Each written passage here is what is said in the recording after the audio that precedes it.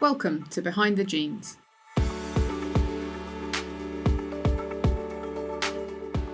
So we talk to each other quite regularly. We've tried to learn from each other about the efficiencies of what to do and what not to do in how to run these large-scale studies efficiently when you're trying to recruit and engage hundreds of thousands of participants. You need to do things very cost effectively. How to send out web-based questionnaires to individuals, how to collect biological samples, how to make the data easily accessible to researchers so they know exactly what data they're using. All of that we're learning from each other, and it's a work in progress all the time. And in particular, how can we standardize our data so that researchers who say are using all of us can then try and replicate their findings in a different population in the UK by using UK Biobank or our Future Health.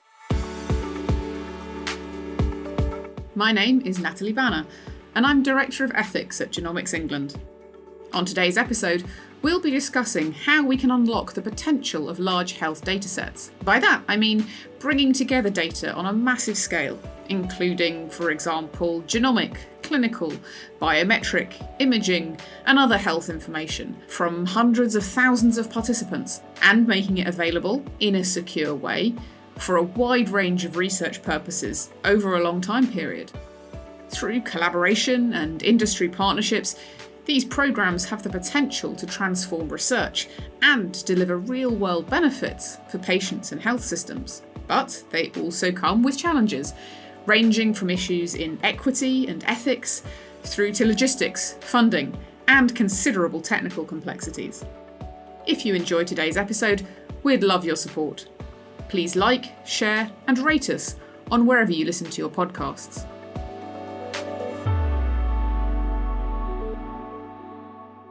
I'm delighted to be joined today by three fantastic experts to explore this topic.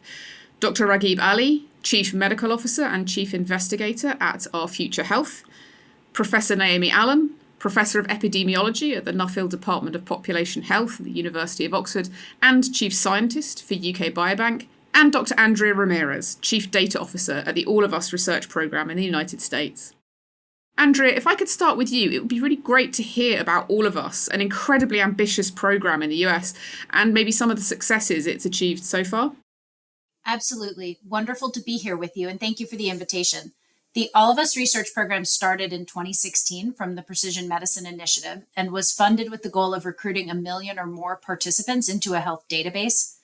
That includes information not only from things like biospecimens, including their whole genome sequence, but also surveys that participants provide, and importantly, linking electronic health record information and other public data that's available to create a large database that researchers can access and use to study precision health. We've recruited over 830,000 participants to date and are currently sharing available data on over 600,000. So we're excited to be with your audience, and I hope we can learn more and contribute to educating people listening about precision medicine.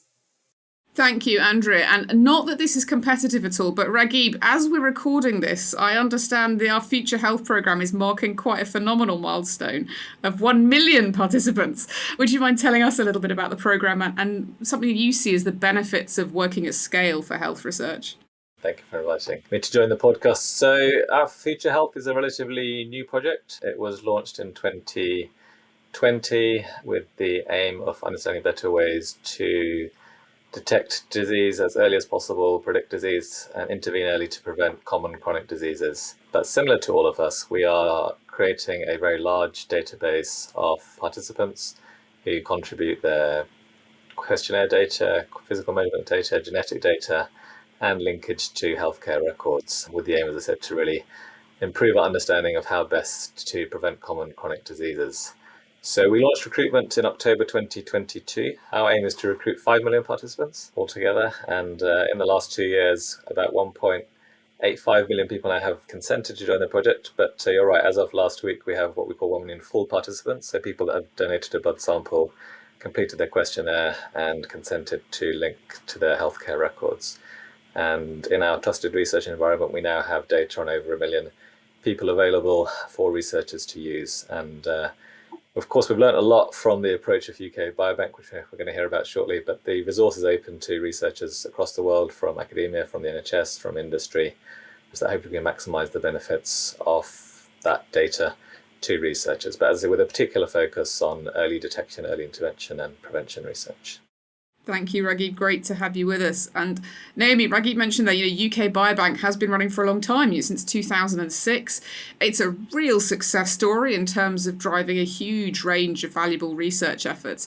Could you talk to us a little bit about the study and its history and what you've learned so far about the sort of benefits and some of the challenges of being able to bring lots of different data types together for research purposes? Sure. Yeah. So UK Biobank started recruiting 500,000 participants in 2006 to 2010 from all across the UK, with a view to generating a very deep data set. So we've collected information on their lifestyle, a whole range of physical measures. We collected biological samples, so we have data on their genomics and other biomarkers. And crucially, because we recruited 15 odd years ago, we've been able to follow up their health over time to find out what happens to their health by linkage to electronic healthcare records. So we already have, 8,000 women with breast cancer in the resource, cardiovascular disease, diabetes, and so on. But perhaps most importantly, not only does it have great data depth and greater breadth, and the longitudinal aspect is the data is easily accessible to researchers both from academia and industry. And we already have 18,000 researchers actively using the data as we speak, over 12,000 publications already generating scientific discoveries from the resource. So we've got three quite different approaches, recruiting in different ways, different scale, different depth of data collection and analysis, but all very much around this ethos of bringing lots of different data types together for research purposes. I wonder if you could talk a little bit about, how you might be sort of working together, even though you've got slightly different approaches. Are there things that you're learning from one another, from these different data infrastructures, or how might you be looking to the future to work together to address some of the challenges that might come up from working at scale? So we talk to each other quite regularly. We've tried to learn from each other about the efficiencies of what to do and what not to do in how to run these large-scale studies efficiently when you're trying to recruit and engage hundreds of thousands of participants. You need to do things very cost effectively. How to send out web-based questionnaires to individuals, how to collect biological samples, how to make the data easily accessible to researchers so they know exactly what data they're using. All of that we're learning from each other, and it's a work in progress all the time. And in particular, how can we standardize our data so that researchers who say are using all of us can then try and replicate their findings in a different population in the UK by using UK Biobank or Our Future Health. So can we come up with common standards so that researchers can better directly compare the data that they're using? So we're in close contact with each other. Fantastic, thank you. And Andrea, from your perspective, obviously you're collecting data in the US. Are you finding ways of working internationally and with other infrastructures like Biobank and Our Future Health around things like data standards? It sounds like something simple, but I can imagine it's quite complex in practice. Absolutely. And that dialogue and understanding and learning from each other, both informally in meetings and talking as well through the published literature. So all of these data sets are actively widely used, and seeing what's coming out in publications helps us know what researchers are doing with the data. And when you see different researchers either generating hypotheses from our data sets in a different way or testing hypotheses differently, that helps us understand where some benefit might be added to our data set or where we really may need to grow in a different direction to meet some other research needs. I think that every study design always struggles with that balance between knowing exactly what we want to study and therefore building very specific questions and very specific protocols, but also allowing for the knowledge that we don't really know all of the discovery we need to make and bringing in data points that will really generate those new hypotheses for the future. I think for our study in particular, UK Biobank has been so remarkable in this way, helping structure all of us to be able to recontact our participants like UK Biobank and say, hey, we didn't really know what we were going to get, but we put all this wonderful data together, and now we need to do a deeper dive. So the engagement and long-term return of those UK Biobank participants has really enriched their data. And we've learned from UK Biobank a lot there, and hope through growing our partnerships program that we can continue to create partnered research opportunities to strengthen the data as well. That's a new thing coming out of our group. You may have heard of it previously as ancillary studies, but we recognize the partnership that's important for those research opportunities. So we're reporting here that we're helping to rebrand it to reach a larger audience, and that's led by Dr. Sherry Shelley as partnered research opportunities that will allow us to recontact, bring our participants back, and really deepen that data set. Thank you. And Raghib, I know that it's a really important part of the Our Future Health model about going back to participants, but you're in quite early stages of working out what those opportunities might look like.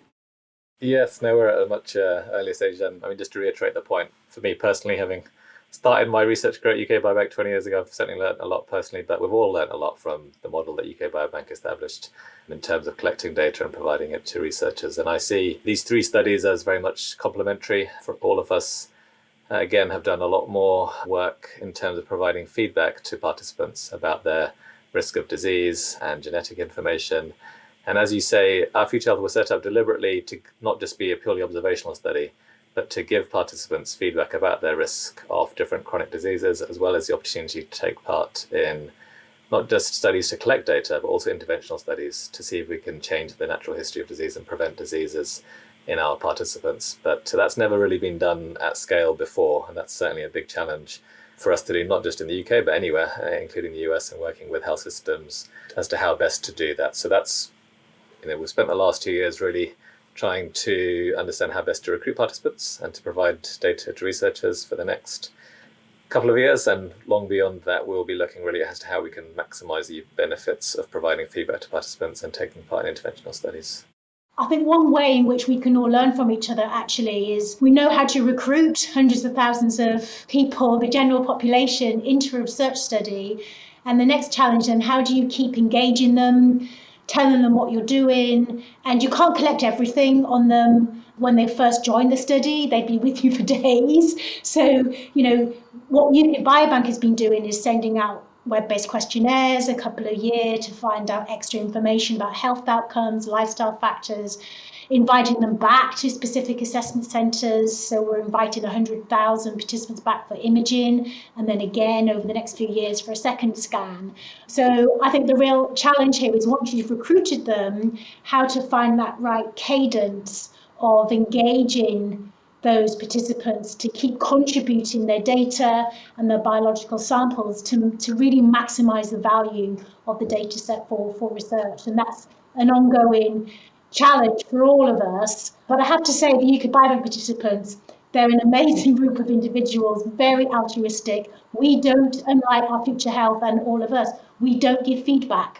So there's nothing in it for our participants other than knowing that their data may help the future health of their children and their grandchildren and the rest of the world. So that's very humbling to know that the data that they've generated and we've collected on them is being used in that way.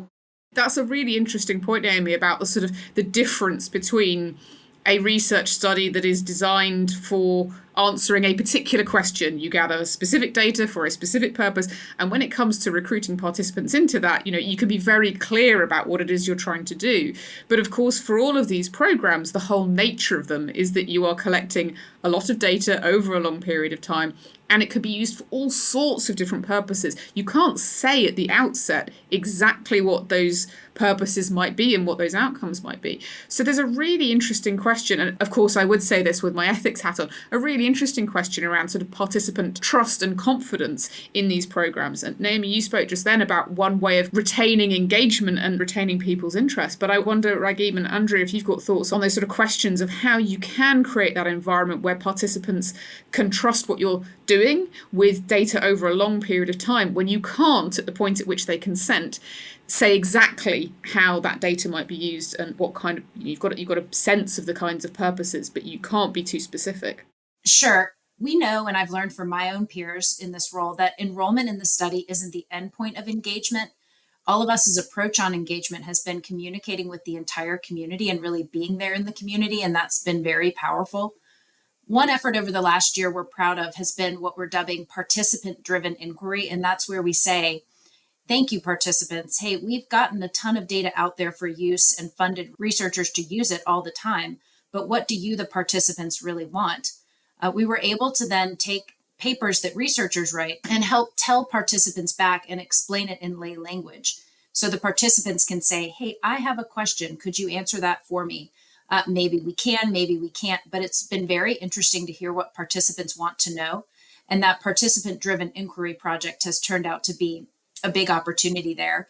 The question they came to was not easy. Certainly, we didn't expect an easy question, but they came to us asking, why is my diabetes worse than someone else's? Is it the environment? Is it my genome? Is it my access to care? Why can't my diabetes be as well controlled as someone else's? So that's been huge to interact directly with our participants and help really close the loop by answering questions in the language of research and show them how their data is contributing back. Thank you. And Raghib, how are you sort of grappling with these questions, particularly because you're recruiting sort of very heavily at the moment? So as you say, it is a challenge, and people do join the program primarily based on trust, that we will use their data for public health benefit and for the benefit of the whole population. But they also join on the basis that they will get back information about their own health and their risk of disease. And to do both of those is not straightforward. I mean, the first of those has been well established by UK Biobank, and about 80% of our participants also say they're doing it primarily for altruistic reasons, which is great. But 80% also say they'd like to receive feedback about their own health, which is also understandable. And so we need to find ways to provide that in a timely way, but also in a way that the health service can manage. And that's going to be one of our key challenges going forward. But to echo what Naomi and Andrea said, I mean, to maintain participants' engagement with the program is not easy. We need to make sure that they're receiving information regularly, are kept up to date with what we're doing with their data, with the work that we're doing with academia, with NHS, with industry, etc. It's easier now than it was before because our FETOF has been set up as a digital cohort, so we have means of communicating much more easily with our participants. But yeah, it's, as you say, we're in the early stages. Over time, that does get harder to maintain that engagement. So we know in the next 1 to 2 years, we need to step up our work on feedback and recontact. Fantastic. I really love the idea of like the sort of participant-led inquiry. That's something that I think our participant panel at Genomics England would really like to hear more about. So speaking of that sort of ongoing engagement and with participants, one of the challenges we know around recruiting into large-scale studies like this is that many research data sets don't have equal representation from all communities. That might have an impact on the quality, the representativeness of the scientific outputs you can generate, and potentially the benefits back to patients and participants. How are you addressing this challenge in recruitment where you may have some communities that are not as engaged with scientific research? You may have elements of distrust or people being marginalised, having difficulty accessing research and these sorts of opportunities. And do you have any examples of what's worked really well? Raghib, if I could come to you first. Sure. So I mentioned I worked on UK Biobank 20 years ago. And one of the things I was looking at then was how we could maximise participation, particularly of people from ethnic minorities into the project. And because of the age group that was chosen in UK Biobank, and for very good reasons, age 40 to 69, the proportion of people from ethnic minorities was relatively small. And so although it was representative of that age group, I think it was about 6% or 34,000 out of the 500,000 that were from non-white ethnic minorities. So when our Future Health was set up, we knew that we needed, the population has changed anyway. The UK has become a much more ethnically diverse society. But also because it's a cohort from 18 plus and ethnic minorities tend to be younger, on average, than the white population, we knew we had an opportunity to really have a big step change in the number of people that could take part in a study like this. So our aim is actually to get 10% of the whole cohort from ethnic minorities, so 500,000 out of the 5 million from ethnic minorities. And actually so far, we're pretty much on track. So of the 1.8 million that have consented, about 180,000 are from non-white ethnic minorities. And that's extremely important, particularly for genetic research, where non-European ethnicity populations are very much underrepresented in nearly all genetic databases globally.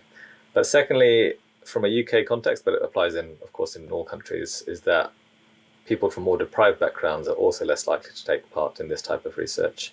And so again, we've made a very deliberate attempt to try and ensure we have adequate numbers from the most deprived quintile. And again, about 10% of the cohort so far, about nearly 200,000 are from that most deprived quintile who both are underrepresented in research, but also have the worst outcomes. And so this is really our first study that's been big enough in the UK to really look at that group properly, understand some of the factors at an individual level that we haven't been able to in the past. And finally, geographically, for the first time again, because it's a digital cohort, we were able to recruit people from all over the UK. So every single part of the UK is now represented in our Future Health, and particularly coastal communities and rural areas that haven't been able to take part in this type of study before, as well as Northern Ireland. For the first time, we've got that full geographical coverage.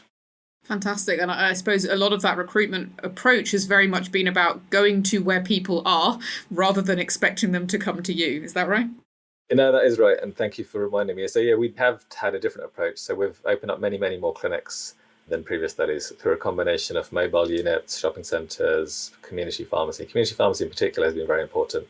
So to date, we've had about 400 different venues that we've been able to recruit. There's over 1 million people that have given blood samples, and that's really enabled people from every part of the country to take part. And secondly, we've kept clinics open in areas of greater deprivation and ethnic diversity much longer than in other areas to maximise the opportunity for them to join. And thirdly, we do provide reimbursement for people's expenses to ensure no one's excluded for financial reasons. And again, that's helped. So really making those efforts is evidently paying off. Andrea, have you had similar experiences with all of us? What's your approach been to trying to ensure that you're getting wide representation from different communities? Sure. It's really been a focus of the program from the start to engage those who've not been included in research in the past and make sure the opportunity is there to participate. Our engagement division, led by Dr. Kareem Watson, has really pioneered reaching those communities here in the US. I think one other thing I'll mention that we think about when we think about how to engage participants and reach people to return value back to those communities is to make sure that the people who are accessing the data also represent them, and we can build diversity within that researcher workforce. So since our data were first released in 2020, we've recognized that the biomedical workforce also has a huge group of underrepresented individuals, and a lot of our researcher engagement and researcher outreach has focused on reaching those of diverse backgrounds and career paths. To that end, we've reached out and engaged historically Black colleges as well as other minority-serving institutions, really looking to make sure that their students and researchers can have the same access as more traditional research-based institutions in the US system. That's been important because our system is built on cloud-based architecture and shared data that doesn't require a huge compute cluster on campus, and that helps remove a barrier that some of those institutions and researchers may have had. We also know they haven't been able to participate in the past, that we think that cloud architecture, again, can make the data much more feasible and be a huge support to diversifying the researcher workforce as we go forward. And that circling back, helping them be the voices speaking to their community helps build out that diverse participant community base as well. That's such an important point, because it's not just about the participants and the data you can collect, but also who's able to look at it, who's actually able to undertake the research. Naomi, can I bring you in here? I know that UK Biobank has been thinking a lot about researcher access to data and trying to ensure that the data that you hold, the really rich data sets you hold in UK Biobank, are more accessible to researchers from different backgrounds who may not have the same level of resources. Can you tell us a little bit about the work you've been doing on that?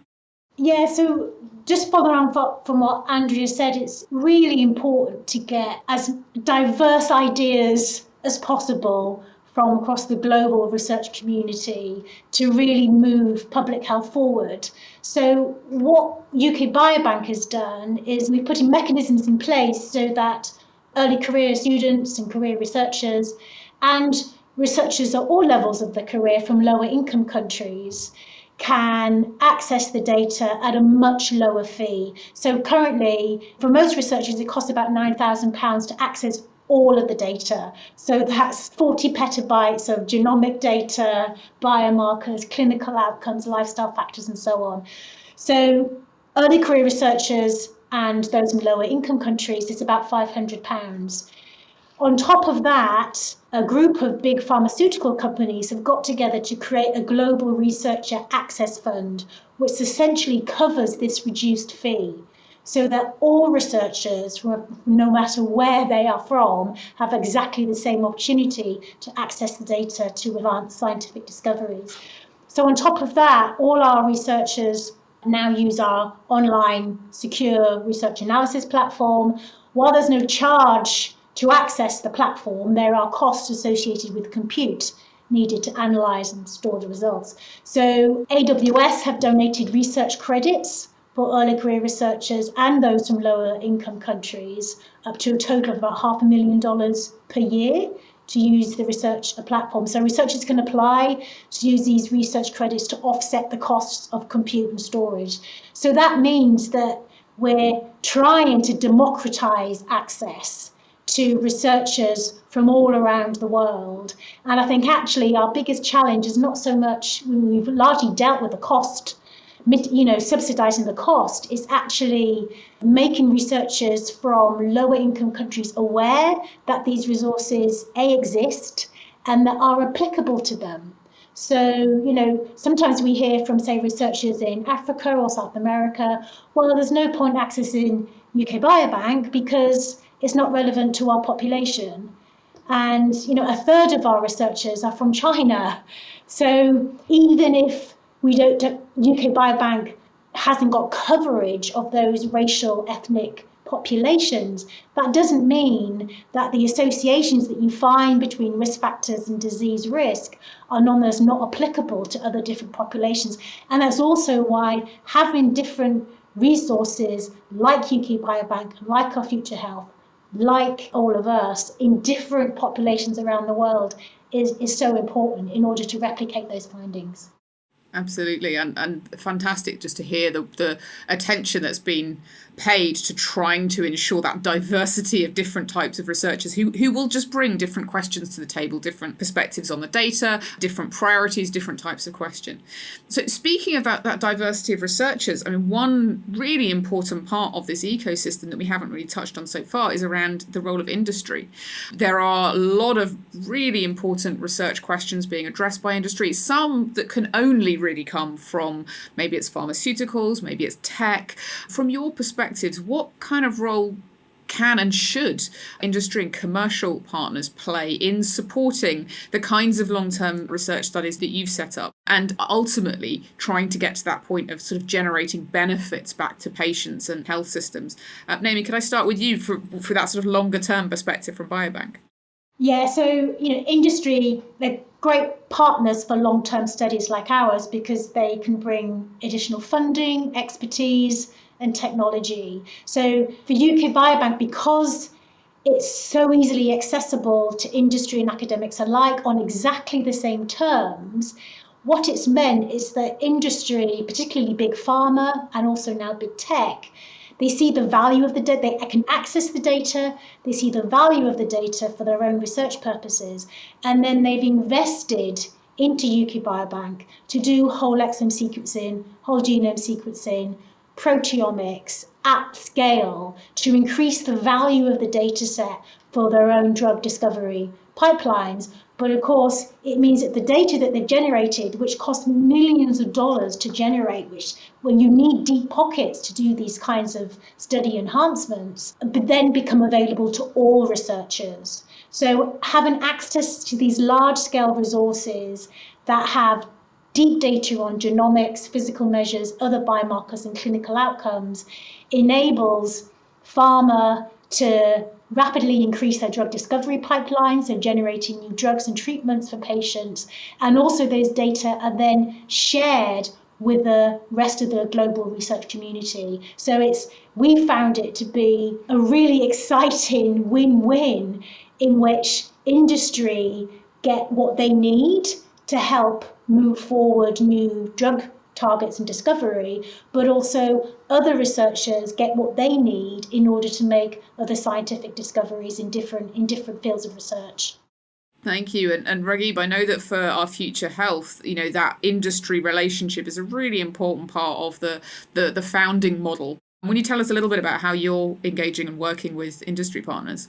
Sure. So as you said, our Future Health was set up in a different way as a really public-private partnership, although the largest funder is UK government. More than half of our funding has come from a combination of life sciences companies, so pharmaceutical, diagnostic companies, as well as the medical charities, so the large medical charities in the UK. And that partnership is deliberate for all the reasons that Naomi's outlined. There are areas where academia and the NHS are very strong, and there are areas where industry is very strong, and by working together, as we saw, very good examples during the pandemic with the vaccine and diagnostic tests, etc. That collaboration between the NHS, academia, and industry leads to much more rapid and wider benefits for our patients, and hopefully in the future for the population as a whole in terms of early detection and prevention of disease. So we have 16 life sciences companies that have joined as founding partners with our Future Health, who have contributed financially to the program, but more and equally importantly, they also contribute scientifically. So there's a huge amount of scientific expertise in industry, and they work with us, with our scientific advisory board, with our scientists internally, to think about the best use of the resource for drug discovery, diagnostics, new medical technologies, and new targets, etc. So that's the vision, and so far it's working well. It's a relatively new model to have set up a project like this in this way, but it's been a very collaborative approach, and we all recognise and all have similar aims. So all recognise what we're working towards, and we meet regularly. We have a joint founders board where, as I say, academia, NHS, industry, and the charities come together to decide on the priorities for the coming years. Fantastic. And Andrea, I suppose in the US, there's a sort of, might be slightly different culturally from the UK, but the role of industry with all of us, and how are you engaging with those pharmaceutical, technology bodies and partners as well? Absolutely. And maybe this goes back a bit to your first question. We at All of Us love learning from UK Biobank and have really seen them forge a lot of wonderful partnerships that have enriched and developed their data set. We at All of Us have started with academia in working through partnership opportunities, really intramurally at the intramural centers that make up parts of the National Institutes of Health. We believe that building on those close friends and family relationships we have both in the government and academia get us through our first step to be able to interface with commercial organizations. And that really started with taking the first step this year to ensure broad availability of data that can maximize both use of the data available as well as look forward to partnership opportunities in the future. And so commercial organizations as of 2024 have also been able to access that All of Us data set. That's that first step in thinking about what a partnership would be. And we're glad to build on the access that international organizations and academic organizations already have. A lot to look forward to here. We're going to have to wrap up in a moment, so I'd just like to leave you all with a final question before we have to end the podcast. There's huge ambition in all of the research programs that you're leading and involved in, but what are you most excited about coming down the line in the next few years? What do you think is going to be feasible? What really gets you excited about the work that you're doing, and where you see the potential benefits really landing in the next few years? Andrea, would you like to start? Thanks. There's a lot we're really excited about. I think I haven't had a chance yet to mention our pediatric cohort, and that in addition to expanding access for international research, in 2024, we were able to enroll our first pediatric participants that really sets up the potential to observe participants across the lifespan. So that's a huge advance for all of us, and we're excited about the pediatric work going forward. I love that. How do you come into the future with us? That's fantastic. Naomi? Yeah, I think there are two main areas if I had to choose just a couple. One would be the possibility of being able to measure circulating proteins on all 500,000 participants, we've done this on about 55,000 participants, and just that subset alone is already generating fascinating insights for early biomarkers for disease through protein profiles and risk prediction of disease. And I think having that on all 500,000 coupled with their genomics data and health outcomes will bring a sea change in how we diagnose disease earlier. The second area is around our brain health study. So what we'd like to do early next year is to pilot a study whereby we bring participants diagnosed with neurodegenerative disease, so dementias and Parkinson's, back to an assessment centre to have an MRI scan, give a blood sample, have some cognitive function testing and some wearables to collect the data that we need to enable researchers to identify the type of dementia that people have got, the type of Parkinson's disease that people have got, because we know that data is not very well collected in the clinical records. And once researchers know the type of dementia, the type of Parkinson's that people have, that will generate research into, well, what are the causes of those subtypes? And then what are the treatments of those specific subtypes? So I think that's a really exciting avenue for us to go into over the next couple of years. So really enriching that data sounds like a very exciting set of possibilities. Raghib?